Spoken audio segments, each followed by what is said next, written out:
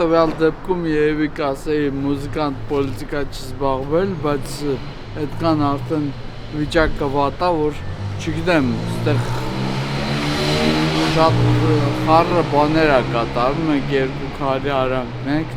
եւ ոչ մեկն էլ մեզ ոչ ուղեկից, ոչ գործընկեր չի կարող լինել, ոնց որ երկու գազանի միջև ընտրես ամենափոքր չարը, ասենց ասած։ Իսկ մարդիկ, չգիտեմ, հոգևոր մարդիկ, որ զբաղվում են քաղաքականությամբ, ես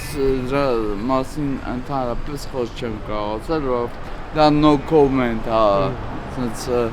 այդ են Խրիմյան Հայրիկը չի, որ ժամանակին ազգի հարցեր է լուծում, ստեղ ես Հայրիկը ուզում է, չգիտեմ, չի ուրիշի հաշվին իր հարցերը լուծի։ Կարծում եմ, որ ստեղ պետք է լրիվ ուրիշ ազգի ղեկավար գա, որ այս ազգի վիճակը կարգավորի, որովհետև մարդ պետք է գա, որ ինքը կամ ներսից է, գյուղից է, կամ որ հասկանում է, բայց սոված մարդ չլինի, որ գա ու էլի են նպատակով, որ ուտի,